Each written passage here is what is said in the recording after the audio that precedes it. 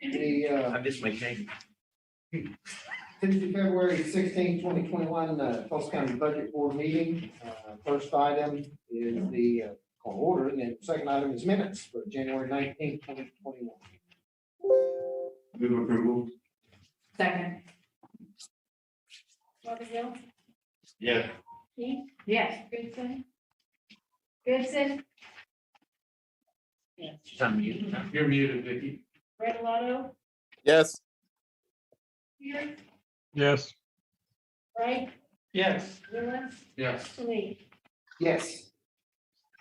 All right, 3 unfinished business, action items. Next, discussion, action items, the budget division, fiscal year 2020, 2021 appropriations. Good afternoon. We are asking for your approval for the budget appropriation, budget transfer and interfund transfer for the period of January 14, 2021 to February 10, 2021. For the budget appropriation, $5,090,425.97.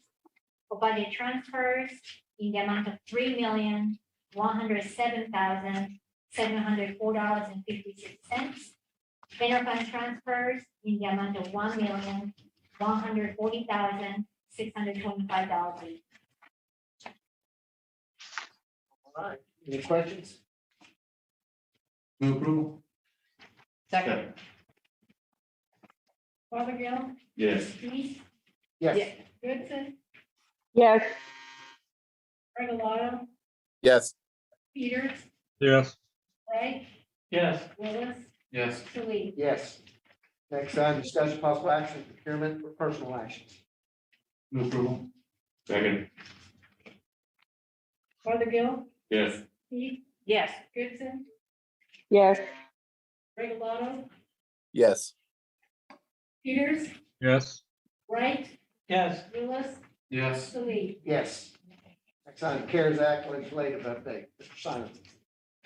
I don't know if it's a big difference of a report this month from last month, but there is a couple of things you need to know that we've learned since last month.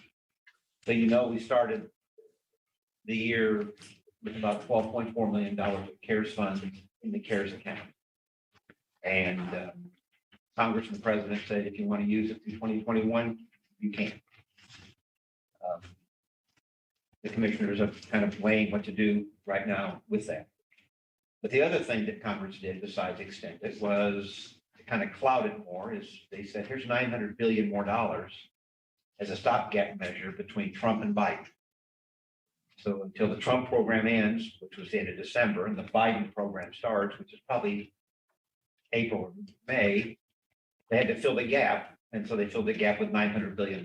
So the question is, will any part of that $900 billion do what you had in your mind you might do with some of the 12 million? And if it is, then you don't need to use any of the CARES money for those things. So I went back and I read the $900 billion bill, and there's 7 big buckets in there. But the areas that it does not seem to touch, that may be something you want to touch, is food insecurity, testing and tracing at the health department, and childcare. Most of that $900 billion went to the $600 checks we got, the extending the unemployment, propping up transportation, the airlines, school funding, eviction, small business loans. That was about the $900 billion. So the areas where there appears to be little or no money in the $900 billion is in those 3 areas. So I've reached out to the health department because even though there was money in that $900 billion for testing and tracing, the way the law reads, that money went to the state health departments. And if history is any guide, they don't particularly share the money with counties that already got money. That would be like us, or cities that got money. So, and the daycare, there doesn't seem to be any money to extend the daycare. So we've reached back out to some of the food people that you provided, the daycare people you've helped, And the health department said, if you needed funding for the next 3 months, how much would it be? Presuming that there'll be some Biden plan approved. And that money would cover it. So I think by the end of this week, I'm going to know from the child care people and the health department and the food people. They're going to say, this is how much we think we need between March and May, or March and April. So that's all I can really tell you right now about that. So I think the course you're on is probably the best course. Just pause, wait and see. It's pretty clear there's not any federal government money coming for those people. And I think I'll know by the end of the week whether anybody else is going to help. I've asked the health department that, I've asked all the food people that, and the daycare people. And we'll know whether or not, A, do you need help, and B, who's helping you. Then you can just factor that in when you decide what to do with $12 million. Want to carve a piece out and help those three and push the rest over into the county general fund for you guys to decide how to use it. Certainly is an option, probably the option, probably where it'll end up. Just don't know how much. Want me to do the next one? Yes, legislative update. No, the first about the emergency rental assistance one. That was part of the 900 billion, that 25 billion. We got 7.7 million. The city got 12 million. We are working with Restore Hope. Whoever one agrees can help be the administrator of a county and citywide program. They're going to retain the same firm we used at the Tulsa Housing Authority, the Nan McKay Group. They put out an RFP. They responded. It appears they are the ones that know how to stand up call centers, front doors, places around the community to help these people. Right now, according to Restore Hope, they're shooting for the first week in March. Once all the legal agreements and other agreements are taken care of, first week of March, second at the latest, they should be ready to go.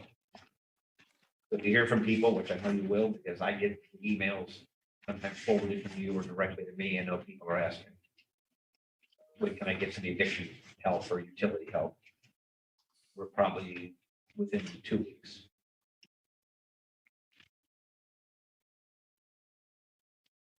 Any questions on that?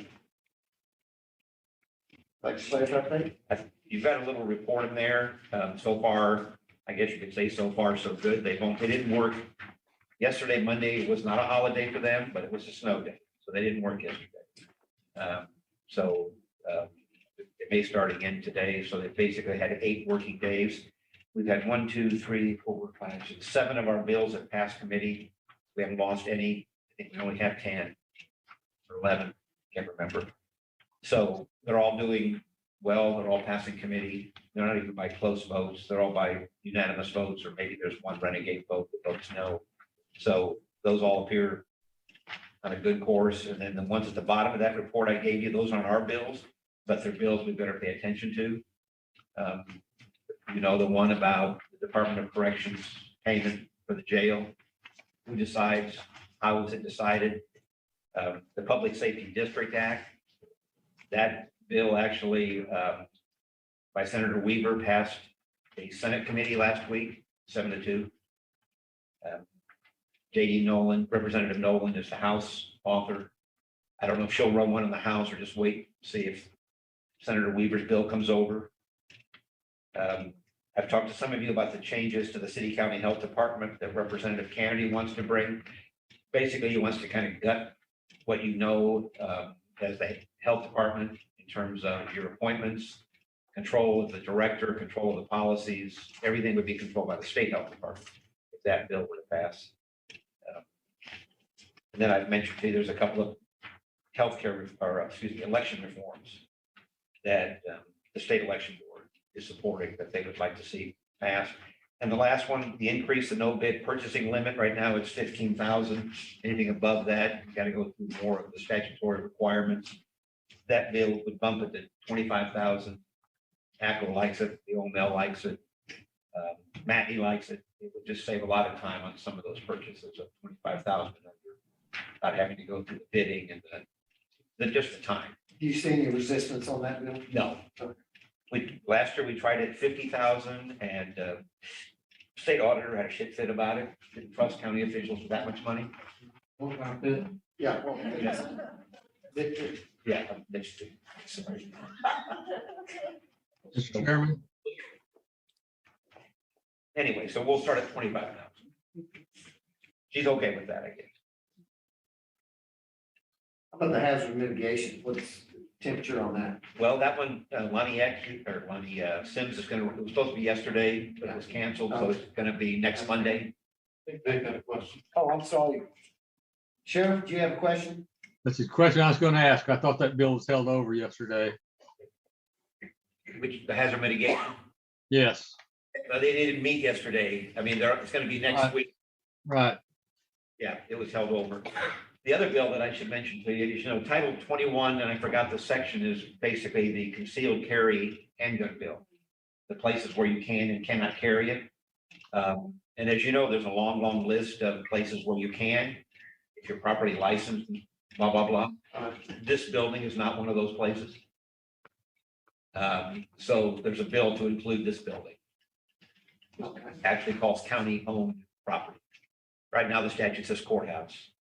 The bill by Senator Hayes says, or other county property. That's the only change in the whole statute. Unless you're licensed to carry.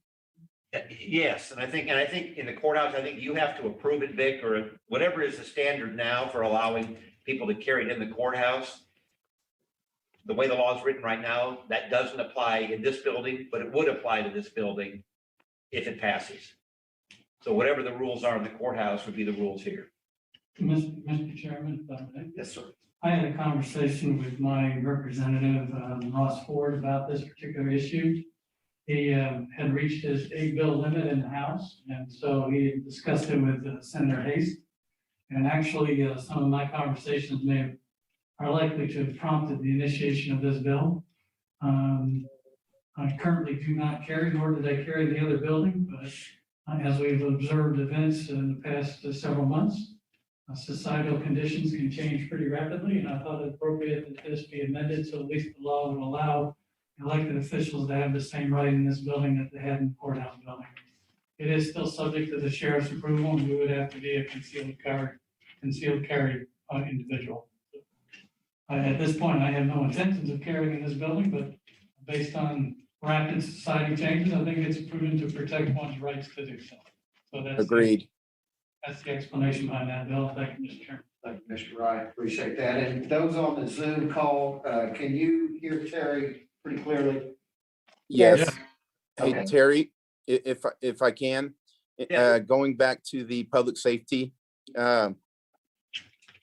bill, I probably know the answer to this question, but I'll ask anyway. Has there been any discussion in regards to providing any of the mills towards the county on that bill? I know when it was brought up a couple of years ago, we had that discussion, then that bill went away or got held up, but has there been any discussion since then in regards to adding the county to that?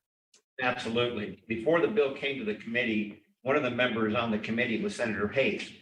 So I sent Senator Hayes an email, and then he called me and I told him that very thing. That once upon a time, that legislation said the city could use the money to pay for their prisoners in your jail. And that was stripped out. There's a vague language about any other law enforcement costs, but nothing about the jail. So I told Hayes that, I said, even though the mayor has opened up his little, drunk tank over here, he still uses your jail and a lot of other things. So he went back and talked to Senator Weaver, and Weaver's response was, we've come this far and have gotten this many people around the table on this. I really don't want to make a change right now. So Senator Hayes did not push it any farther to try to even get a friendly amendment brought before the committee to say, to include, incarceration costs incurred by the city using county jail. That's all it would have said. But he didn't want to do it. So the answer is yes, Vic, but he didn't go anywhere yet. Okay, so it wasn't a hard no? I mean, there's still plenty of time. It wasn't a hard no. He was you know, it was going to be on the committee that day or the next day, and Senator Weaver didn't want to change it. I think he probably felt, I'm going to go back and talk to all these people and make sure they're all on board with it before I change it. That doesn't mean there isn't time to still do it, because the real vote that'll count will be on the floor of the Senate. And that won't come there for about a month. So there's still opportunity to make some inroads That's- on the Senate yeah. side. Yeah. And when I went to ACO and said, how come you're silent on this? You know, their only position is, if you're not taking our money, if you're not taking our ad valorem, then we don't really have a position. And so that's how they see it. Rather than see it as taking away your opportunity to go out and ask yourself for ad valorem for the county, they see it as, if you're not taking what we've got, we don't care. That's kind of short-sighted though, and I don't think that they're looking into the future. No, they're not. And quite frankly, when you look at most of these other counties, every county in the state but one has sales tax. I remember years ago when the argument was reversed, and it was the city saying, keep your hands off our sales tax. Now they say, you know, And then 4 to 6 happened, 1, 2, division. well, in every county but one has sales tax Yeah. in Oklahoma. So they kind of drifted away from the ad valorem, but mostly for capital projects, Right. like we would do. That's reasonable. So we'll keep working on that, Vic. But yeah, I think there's still opportunity. Okay, well, yeah, I think we really need to have serious discussions in regards to that, because I could see in the foreseeable future, we would need that, especially for the jail operations. And we do a lot outside of just holding, or in the past when we held city prisoners, we do remote booking and a bunch of other programs that directly affect city of Tulsa residents. So, and I'd certainly be willing to go down that list with the appropriate person if that would help. But yeah, I really think we need to push for that. I think that's the best angle to go from, is you're not telling the city you're taking something from them, but you're making the rest of the senators see that this is also, if this is a public safety bill, that's as much a part of public safety as anything else. So why shouldn't some of that cost be covered? That's all you're saying. And that's, Absolutely. I think that's fair. And if not successful, and it does passes them, and there are still opportunities to go to those municipalities and to try to work with them and educate them to what the county offers, the sheriff's department offers for their communities. And, you know, there's an opportunity potentially that they might forego some of that, a small amount, even though it's not mandated.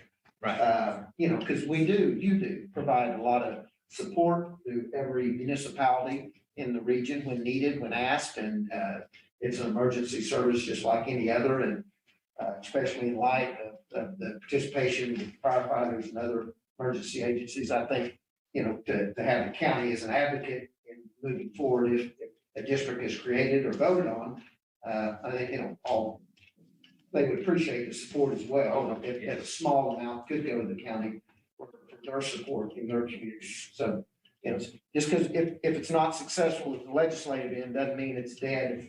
Opportunity for the county to still work with municipalities to maybe get a piece of the pie going out to the vote. That's right. And it's a potential. So, It is. And I think what you're going to see at some point, probably in the next month or two, you're going to see the public safety district bill, and the hazard mitigation bill on a collision course. yeah, And it could be the legislature says, we don't have the tolerance to vote yes to both of them. So which do you think will have the most political ground game in the state? very true. It's probably the hazard mitigation one, because everybody wants that. Not every city wants a public safety district. Yeah, they don't need a public safety district in every city, but after you heard the testimony, when Commissioner Keith was there, I heard the testimony last year, the interim study, you know, about 100 tons of topsoil being lost, 2 ports being shut down, and it was pretty bad. So that might, Farm Bureau likes our bill better than it does that bill. It'll be interesting. What else? That's it. Okay. Any other questions, Terry? Thank you, Terry. Next item is chairman's report. I have none. I do apologize. Wanted to introduce our new treasurer, John Fothergill. Congratulations, and, job well done. You have a report about tomorrow, maybe? Well, tomorrow we will not, both buildings will be shut down, the courthouse and this, I think emails went out earlier, so enjoy your day off and stay safe. And, out of the way, Terry. Yeah, I'm coming in. except Terry. Yeah, I'll be here. John, South I'll be here. You can't leave that. That's bad optics. Okay, and if there isn't any new business, entertainment. Yes. Mr. Attorney. Move to adjourn. All in favor? Uh, Any opposed?